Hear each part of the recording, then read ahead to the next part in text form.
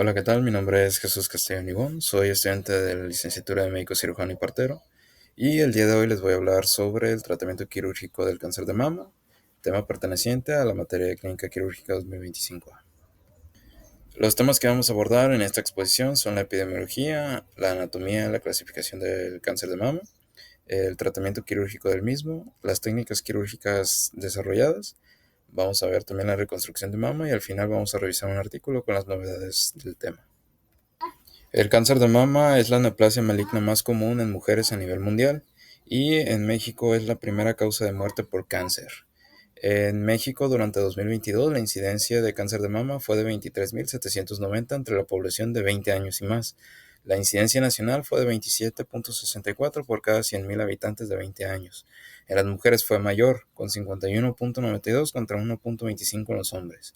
En 2022, del total de muertes por tumores malignos en personas de 20 años y más, 87.880, el 9% fue por cáncer de mama, es decir, 7.888. De estos casos, el 99.4 se presentó en mujeres y solo el 0.6 en hombres. En este mapa de la República de incidencia de cáncer de mama del año 2022, podemos ver que Jalisco encabeza dentro de los países con una mayor incidencia, aproximadamente de 165.87 a 85.41, solamente colindando con los estados de Durango, Baja California y Colima. La cirugía del cáncer de mama involucra estructuras anatómicas críticas que deben ser preservadas o resecadas según la técnica quirúrgica empleada. Para empezar, tenemos que las mamas se encuentran sobre los músculos pectoral mayor y menor, extendiéndose desde la segunda hasta la sexta costilla y desde el borde esternal hasta la línea axilar media. Entre sus compartimentos tenemos el lóbulo mamario, que está compuesto por 15 a 20 lóbulos aproximadamente, lóbulos glandulares, los conductos lactíferos que van a drenar las secreciones y el pezón, y el tejido conectivo y grasa que le va a dar soporte estructural. Este último varía según el IMC de la paciente. Entre la vascularización se encuentran las arterias torácica interna y la torácica lateral. También tenemos las intercostales perforantes. Las venas van a drenar hacia el plexo venoso de la mama, con una conexión a las venas torácica interna, axilar e intercostales. También es muy importante tener en cuenta la inervación mamaria, de entre los cuales destacan los nervios intercostales de T2 a T6, que van a inervar la piel y tejido glandular, el nervio torácico largo o nervio de Bell, que va a inervar el músculo serrato anterior y es importante en el movimiento del hombro. Tenemos el nervio toracodorsal, que va a inervar el músculo dorsal ancho, y los nervios pectoral medial y lateral, que van a inervar los músculos mayor y menor respectivamente, cruciales en la cobertura de los implantes. El drenaje linfático es clave en la diseminación tumoral. Este se clasifica en niveles ganglionares según su relación con el músculo pectoral menor, teniendo los niveles 1, 2 y 3, y su ubicación va a ser lateral al borde lateral del pectoral menor, detrás del pectoral menor y medial al borde medial del pectoral menor respectivamente. Tener una noción de la ubicación de los ganglios va a ser crucial en la cirugía oncológica mamaria, como ya lo explicaremos más adelante. Algunos puntos claves en la cirugía oncológica que tenemos que tener en cuenta es la preservación de la vascularización cutánea, porque esta nos va a prevenir de una necrosis, identificación y preservación nerviosa, que nos va a evitar secuelas funcionales, denominadas neuropatía posquirúrgica, la evaluación de los ganglios axilares, que va a determinar el estadio de la enfermedad, y también las opciones de la reconstrucción, ya sea implantes o colocajes autólogos según el caso, como lo vamos a ver más adelante. Una de las formas más actuales de clasificar el cáncer de mama es la clasificación molecular, y esta va a variar según perfiles de inmunohistoquímica y expresión génica, teniendo principalmente cuatro tipos. El luminal A, que tiene un mejor pronóstico y responde bien a la terapia endocrina. El luminal B, que va a ser más agresivo que el luminal A. El HER2 enriquecido, este va a tener una alta proliferación celular, responde a terapias anti-HER2 como trastuzumab y pertuzumab. Y tenemos el triple negativo, el basal-like, que es el subtipo más agresivo y con peor pronóstico. Se relaciona a mutaciones en el gen BRCA1. También tenemos la clasificación histológica, y esta se clasifica de acuerdo al origen celular y patrón de crecimiento. Tenemos el carcinoma ductal infiltrante, que es en su mayoría de los casos correspondiendo al 70 o 80%, el carcinoma lobular infiltrante, que corresponde a un 10 o un 15%, y los otros menos frecuentes es el tubular, medular, mucinoso, metaplásico e inflamatorio. Y bueno, también tenemos la clasificación TNM, que es el sistema estandarizado del American Joint Committee on Cancer y la Unión Internacional contra el Cáncer. Esto nos va a determinar el estadio del cáncer de mama y es una forma de clasificar muy precisa que nos va a dar un mejor pronóstico, y no solamente eso, también nos va a dar una guía terapéutica sobre cuál es el mejor plan terapéutico para la paciente de acuerdo a su estadio por esta clasificación. Se compone de tres elementos, tres letras que se van a ser denominados códigos. La T hace referencia a tumor, la N de nódulo o afectación ganglionar y la M de metástasis. En cuanto a la T, se enlista de la siguiente forma. Tenemos, por ejemplo, TX, que es un tumor no valorable. T1, que es un tumor mayor a 2 centímetros. T2, un tumor mayor a 2 centímetros, pero no mayor a 5 centímetros. Y por ejemplo, T4B es un tumor que infiltra la piel de la mama con edema, ulceración o ulceración cutánea. Este es por poner un ejemplo, pero es muy variable de acuerdo a pacientes. En cuanto a la N, tenemos, por ejemplo, NX, que significa el estadio ganglionar no valorable. N1, que hace referencia a adenopatías axilares ipsilaterales movibles. N2B, con adenopatías clínicas aparentes, ya sea por estudios de imagen, excepto linfocetelografía, en la cadena mamaria interna ipsilateral con axina ipsilateral negativa. O N3A, con adenopatías clínicas aparentes en la región infraclavicular ipsilateral. Ya por último tenemos la M con tres códigos, el MX, que es metástasis no evaluable, el M0, que es sin metástasis, y el M1, que hay una metástasis presente. Una vez agrupados los códigos, tenemos lo que son las etapas clínicas o estadios clínicos, y esto nos va a permitir encasillar a la paciente de acuerdo a la recopilación de códigos TNM que obtuvimos.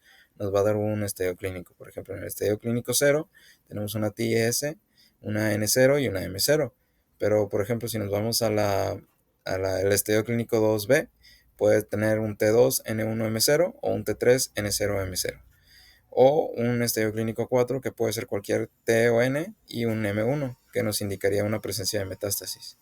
En esta imagen tenemos una clasificación más general del cáncer, que es o más bien se les da a personas no de salud o público en general. Sin embargo, este no es tan preciso como la TNM, que nos va a servir como guía en cuanto al servicio de oncología, porque este nos va a determinar el tratamiento quirúrgico a elegir o plan terapéutico. Y bueno, ya el tratamiento quirúrgico, tenemos que la elección del procedimiento depende de múltiples factores. De entre ellos está la estadificación TNM, el subtipo molecular, volumen tumoral, compromiso ganglionar y por supuesto las preferencias de la paciente. Los procedimientos actuales incluyen la cirugía conservadora de mama o tumorrectomía, la mastectomía, que puede ser total, radical, modificado con preservación de piel pezón, la cirugía ganglionar, que puede ser biopsia de ganglio centinela o disección axilar, y la cirugía reconstructiva, que puede ser inmediata o diferida. Y bueno, comenzando con la cirugía conservadora de mama o tumorrectomía, va a consistir en la resección tumoral con un margen de seguridad de aproximadamente 1 o 2 milímetros, preservando el resto del tejido mamario, seguida de radioterapia adyuvante para reducir el riesgo de recurrencia total. Los riesgos es una recurrencia local del 3 al 5% si los márgenes no son adecuados, una asimetría mamaria si no se emplea técnicas oncoplásticas en conjunto, una necrosis grasa o fibrosis post-radioterapia y un sangrado o seroma postoperatorio. Esta tiene indicaciones si el tumor es mayor o igual a 5 centímetros, es decir, un T1 T2, y no tiene compromiso multicéntrico, una relación favorable, tamaño de tumor volumen mamario, márgenes negativos post-escisión y pacientes dispuestos a recibir radioterapia postoperatoria. Por otro lado, las contraindicaciones son tumores multifocales extensos o multicéntricos, contraindicación para radioterapia, como puede ser embarazo, trastornos del tejido conectivo o una irradiación previa, y una relación desfavorable tamaño tumoral, volumen mamario. Tenemos también la mastectomía radical modificada, que es una resección completa de la glándula mamaria, el tejido areola pezón y la fascia del pectoral mayor, con disección ganglionar axilar en niveles 1 y 2, reservada para tumores localmente avanzados, dígase T3, T4, N2, N3.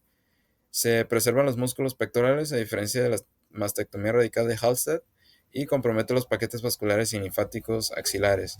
Aquí tenemos que tener mucho cuidado con los nervios, como el nervio torácico largo, ya que una lesión puede provocar un riesgo de debilidad en el serrato anterior, dando una escápula alada. El nervio toracodorsal puede dar una posible atrofia del dorsal ancho, y una lesión en el nervio intercostobraquial puede dar un riesgo de hipoestesia en la cara anterior del brazo, en la cara interna del brazo, perdón. Tenemos también la mastectomía con preservación de la piel o skin sparing mastectomy, en la cual se reseca toda la glándula mamaria, pero se conserva parte de la piel de la mama para facilitar la reconstrucción inmediata. En este se va a preservar la vascularización dérmica, evitando una necrosis cutánea. Se mantiene en cobertura natural del implante o colgajo en reconstrucción mamaria y no se conserva el pezón, ya que este suele contener tejido ductal residual. Esta está indicada en cáncer en estadios tempranos y una cirugía profiláctica en la mutación del gen BRCA12, ideal para pacientes jóvenes con deseo de una reconstrucción estética. Está contraindicada en tumores inflamatorios o con invasión cutánea y se debe evaluar el grosor de la piel para evitar necrosis postoperatoria. Los riesgos, por supuesto, van desde necrosis de colgajos cutáneos en caso de un compromiso vascular, seroma y hematoma postquirúrgico y una infección del implante si se combina con reconstrucción inmediata. Tenemos también la mastectomía con preservación de pezón o nipple sparing mastectomy, y esta va a ser similar a la anterior, pero se conserva el complejo areola-pezón. También se van a preservar vasos perforantes del pezón, reduciendo riesgos de necrosis. Puede dejar remanentes de tejido ductal, aumentando un riesgo de recurrencia, y se evalúa intraoperatoriamente el pezón con biopsia por congelación. Esta está indicada en tumores alejados del pezón y en cirugía profiláctica, ideal en cánceres pequeños con un T1-T2 sin afectación central. Está contraindicada en tumores retroareolares o enfermedad multicéntrica. Se recomienda un seguimiento con resonancia magnética para descartar recurrencia en el pezón preservado. Los riesgos son una necrosis parcial o total del pezón con un 15 o 25% de riesgo, pérdida de sensibilidad del complejo areola-pezón y una recurrencia local en el pezón preservado con 1 o 2%. Tenemos también la biopsia de ganglio centinela, en la cual consiste en la identificación del primer ganglio linfático que drena el tumor mediante un radiotrazador y azul de patente. En este se va a respetar la mayoría de la red linfática axilar, se van a preservar los nervios axilares, torácico largo, toracodorsal, y se realiza a niveles 1-2 de Berg. Está indicado en tumores mayor o iguales a 5 centímetros, T1-T2, sin ganglios palpables. La ventaja de la biopsia de ganglio centinela es que es un procedimiento quirúrgico mínimamente invasivo que permite evaluar si el cáncer de mama se ha diseminado a los ganglios linfáticos axilares sin necesidad de una linfadenectomía completa. El principio del procedimiento se basa en la teoría de que el ganglio centinela es el primer ganglio linfático que recibe el drenaje tumoral. Si este ganglio está libre de metástasis, es poco probable que otros ganglios estén afectados, evitando así una disección ganglioidal innecesaria. ¿Cómo se realiza? Vamos a tener un marcaje del ganglio centinela mediante un inyectador, un trazador radiactivo, ya sea tecnesio 99 o un colorante azul, como puede ser azul de metileno o verde de isocianina en la mama. Vamos a hacer una identificación intraoperatoria con una gamma cámara o detector de radiación. El cirujano va a localizar el ganglio centinela y lo extrae. Posterior se realiza un análisis histopatológico mediante hematoxilina y eosina o inmunohistoquímica para detectar la metástasis. El estudio ACOSOG C011 y Amaros han demostrado que en pacientes con uno o dos ganglios positivos no tienen beneficio de la disección axilar. Los riesgos son falsos negativos que van del 5 al 10% si el mapeo es incompleto, una alergia al azul patente que es raro y un seroma o linfedema leve que puede ser del 1 al 5%. Por otro lado, tenemos la disección ganglionar axilar, que es una resección completa de los ganglios linfáticos axilares, niveles 1, 2 y ocasionalmente el 3. Este procedimiento quirúrgico se resecan los ganglios linfáticos de la axila para evaluar la extensión del cáncer de mama y reducir el riesgo de recurrencia en pacientes con metástasis ganglionar confirmada. Aquí se comprometen vasos y nervios axilares. Hay una afectación de la circulación linfática del vaso, predisponiendo al linfedema, y está indicada en ganglios mayor o igual a 3 positivos o enfermedad clínica N1N3. Los riesgos es un linfedema grave que puede ir al riesgo del 15 al 30%, una lesión del nervio torácico largo, nos puede dar una escápula alada y una hipoestesia del brazo por daño al nervio intercostobraquial. Uno de los puntos más importantes detrás de cada cirugía oncológica de mama es la reconstrucción de esta. En pacientes con cáncer es un componente esencial del tratamiento quirúrgico, con el objetivo de restaurar la forma, simetría y estética de la mama tras una mastectomía o cirugía conservadora. Se debe considerar un enfoque multidisciplinario que incluya oncología quirúrgica, cirugía plástica y rehabilitación posoperatoria. La reconstrucción mamaria se va a dividir en dos tipos de acuerdo al momento quirúrgico y tenemos la reconstrucción inmediata o diferida. La inmediata se realiza en el mismo acto quirúrgico que la mastectomía, mientras que la diferida se realiza meses o años después de la mastectomía.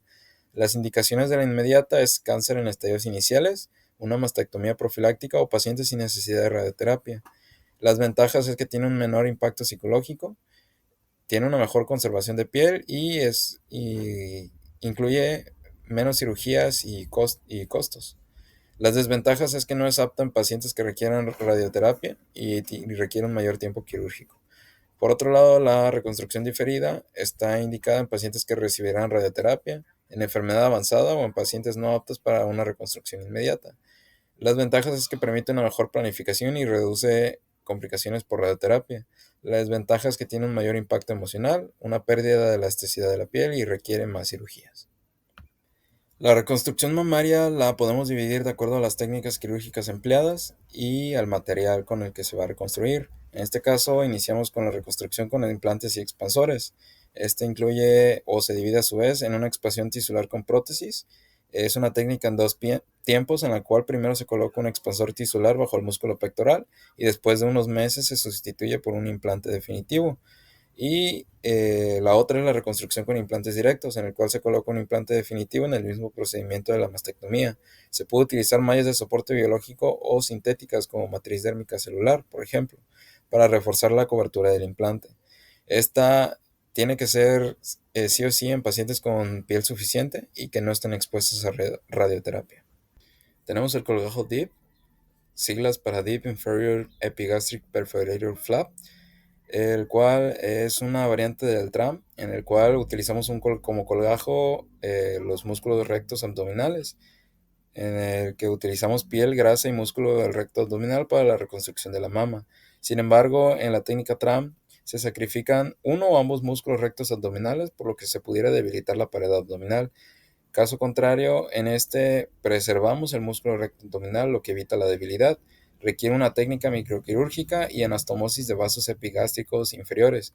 Esta técnica no va a afectar el músculo y va a tener resultados más naturales. También tenemos el colgajo LD, que utiliza piel grasa y músculo del dorsal ancho de la espalda para la reconstrucción. Esta está indicada en pacientes delgadas. Se combina con implantes si es necesario y es una alternativa en caso de radioterapia. Puede afectar la movilidad del hombro y tiene riesgo de seromas en espalda. También tenemos el uso de técnicas híbridas en el que mezclamos colgajo más implante. Es una combinación de colgajos con prótesis para mejorar el volumen y la estética. Esta sobre todo se da en pacientes con poco tejido disponible, que desean una mejor proyección mamaria, un mayor volumen y simetría y que quieran mejores resultados estéticos. Los riesgos combinan los riesgos de ambas técnicas y requieren un mayor tiempo quirúrgico. También tenemos casos como reconstrucción del complejo areola-pezón, en el cual podemos hacer un tattooing, que es una técnica de micropigmentación para recrear la areola tal cual como si fuera un tatuaje con tinta. Un colgajo local de pezón, creando una proyección con piel del colgajo mamario o un injerto de piel, ya sea de muslo o labia mayor. Para finalizar, les traigo este artículo de revisión del Journal of Clinical Medicine. Es del año 2024 y trata sobre las tendencias nuevas y avances en la cirugía de cáncer de mama, en el cual tenemos herramientas como la realidad aumentada, la realidad virtual, la imagenología de 3 dimensiones, incluso la impresión 3D y un concepto nuevo aplicado en cirugía o en el ambiente clínico es el metaverso.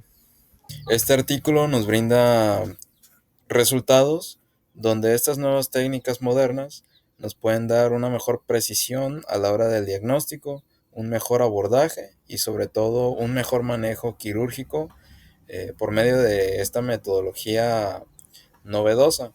Vemos que, por ejemplo, en este último procedimiento de realidad aumentada, Tiene un alto porcentaje de precisión comparable a la mamografía y pues no presenta un porcentaje de, de falsos positivos. Uno de los conceptos en el que hace mayor énfasis el artículo es en el metaverso, y este lo aborda como una biblioteca online o un software en el que puedan colaborar doctores e ingenieros, así como investigadores y cirujanos. Nos menciona el ejemplo del Body Sculpt, que es una de las prácticas de cirugía plástica en Nueva York, que se basa en este concepto de metaverso.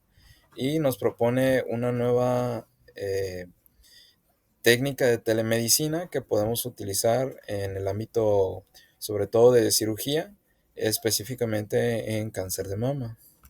En conclusión, este artículo nos muestra estas herramientas nuevas en las cuales el médico o el cirujano puede encontrar la que más le ayude y sobre todo la que más beneficie a su paciente, porque la cirugía, en conclusión, este artículo nos propone la integración de estas herramientas innovadoras para que el médico o el cirujano que tenga la importante misión de llevar a cabo estas técnicas quirúrgicas pueda adaptarse y encontrar la que mejor le funcione. Sobre todo que beneficie mejor a su paciente, porque cada paciente pues es único y las técnicas quirúrgicas deben de ser cada vez más individualizadas para cada paciente. Y bueno, por mi parte sería todo. Espero haya quedado todo claro. Gracias. Una mastectomía, entonces ya tomamos una biopsia aquí y nos reportaron cáncer. Ahora estamos haciendo la mastectomía, cortamos ya la piel y este es el resultado, este es el seno. Y junto con el seno quitamos los ganglios. Un poquito más afuera, ándale. Entonces quitamos los ganglios, aquí se ven ya algunos ganglios que están positivos, que están metastásicos. Y así es como queda. Primero vemos el músculo pectoral mayor, luego vemos el pectoral menor aquí abajo. Entonces métete aquí. Préstame una disección, por favor. Un poquito más acá. Sí. Ahí va. Y aquí estamos viendo cómo queda toda la axila vacía. Entonces esta es la vena axilar que se convierte en vena subclavia, entra hacia el tórax. De aquí de la vena axilar sale el paquete toracodorsal y sale la vena mamaria externa, que ya está ligada. Entonces llegamos hasta el músculo subescapular que está acá al fondo y que ya representa la espalda. Listo.